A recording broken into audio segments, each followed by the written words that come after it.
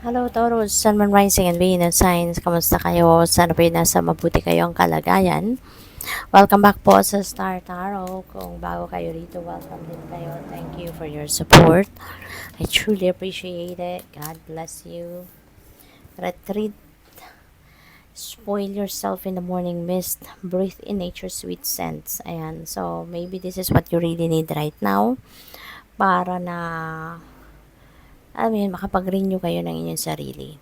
Kasi maaring naguguluhan ng iba sa inyo, maaring may confusion ang isip ninyo, pwede rin na, alam mo yun, yung parang ano kayo, parang aligaga kayo, pero yung emotional na aligaga, mental na aligaga, yung gano'n. Yung parang ang dami-daming gumulo sa isip ninyo. Kaya hindi kayo makapag-isip na maayos. Hindi ninyo makita yung clear direction of what you need to do. No? Kaya ito, kailangan ninyo na mag-retreat. Transform, emerge with beauty and grace from your cocoon. So, maaaring yung transformation na to is on a personal level. No? Maaaring ang iba sa inyo rito nagbabago or kailangang magbago, 'di ba? Or kailangan baguhin ang ibang parte ng sarili ninyo. Maybe, 'di ba? Pag-uugali, perspective, beliefs, no? Maaring along those lines ang gusto ninyong baguhin or ang kailangan ninyong baguhin sa sarili ninyo. What else? We have strength. Ayan. So, this could be inner strength na kailangan ninyo or pwede rin physical strength. Since meron tayong retreat energy, so maaring kailangan din ninyo dito ng physical strength, no? Maaring pagod na kayo, stressed out, burnt out, no? Maaring ganon. Kaya kailangan ninyo magpahinga, kailangan ninyo mag-retreat para makatulong, no? Na ma-achieve ninyo or maibalik ninyo yung physical strength na maaring nawala sa inyo sa dami-dami ninyong ginagawa, sa dami ninyong trabaho, obligasyon, at responsibilidad, no? So, tingnan natin kung ano pa ang ganap.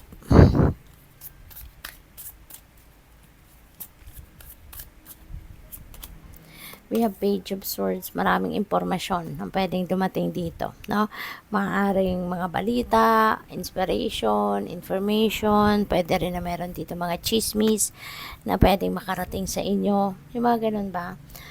Pwede rin na ang focus ng iba sa inyo dito is education. Baka nagre-research kayo, maybe you're curious about something. Baka kung anong bagay ito na naku-curious kayo, maaring yun ang in-research ninyo. So, that is also possible. It is also possible na ang iba siguro sa inyo dito, baka nag-aaral, kaya nagre-research kayo or maraming impormasyon ang ginagather ninyo or maybe nagpo-formal schooling siguro ang iba sa inyo. Maybe you went back to school, no? Parang ganon. So, good luck sa iyo dyan. What else? We have Knight of Cups. May offer. Diba? May offer of love. Dito, parang baka kayong maliligaw dito, no? Single pa kayo, baka kayo may liligawan, or baka merong nanliligaw sa inyo, depende sa inyong sitwasyon. Maaari din, ang iba sa inyo dito, baka, alam mo yun, natutuwa mag-flirt-flirt, no? Yung ganon, baka anong tawag dito? Narinig ko lang nakikipaglambingan, nakakaloka. So, baka may gano'n, no? Kung single naman kayo, why not, diba? Tsaka kung nilalambing ninyo, single lang din. So, that's fine. Pero kung iba, kung committed na, ay nako, pag-iisipan po ninyong mabuti yan para hindi kayo masangkot sa gulo, hindi ba? So, yun, maaari ang iba din sa inyo rito is going to be very inspired, no? As you take action sa mga bagay-bagay na kunyari sa mga trabaho ninyo, mga ventures ninyo, mga ganon. Kung ano man mga ideas ninyo when you are going to take action with that, no? So, talagang inspirado ang iba sa inyo sa ngayon. So, pwede rin na buhay ngayon yung mga creativity, yung mga talents ninyo, yung gifts ninyo, maaring buhay na buhay, you're going to embrace them sa ngayon. Kaya, maaring yun ang mga pagkakaabalahan din ninyo, no? So, good luck. What else? We have 4 of Swords. Pagod. no? Kaya siguro kayo kailangan din na mag-retreat kasi para na makapagpahinga din kayo, makapagpahinga ang inyong katawan, makapagpahinga ang inyong isipan, 'di ba? Kasi kahit yung physical body natin ano, kahit hindi pagod, kahit hindi masyadong maraming ginagawa, pero pag ang isip natin ang pagod, damay ang katawan, hindi ba? Kaya maaaring yun ang kailangan ninyong pagbigyan or pagtuunan ng pansin sa ngayon. Mag-replenish kayo ng lost energy ninyo.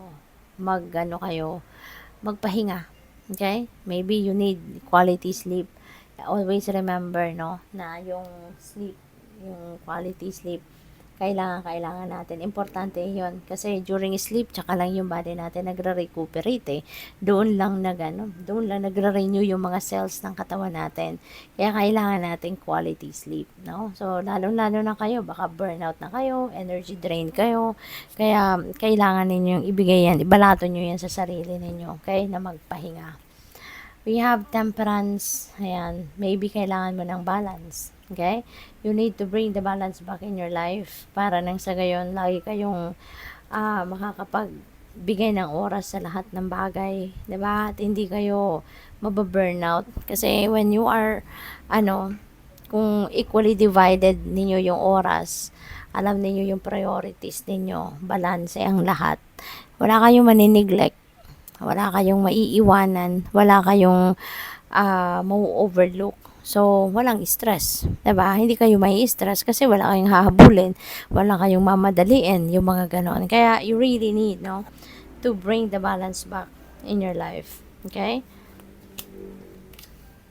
We have the Hanged Man, and this is time for introspection, this is time for reflection. So, alam mo, lakas ang panawagan sa inyo rito, parang pare-parehas, na kailangan kayong magpahinga, kailangan kayong kailangan kayong umupo, matulog man lang na kahit saglit lang. Kasi parang kayo pagod na pagod, no? Pagod na pagod. You are unhappy siguro, no, sa inyong sitwasyon sa ngayon.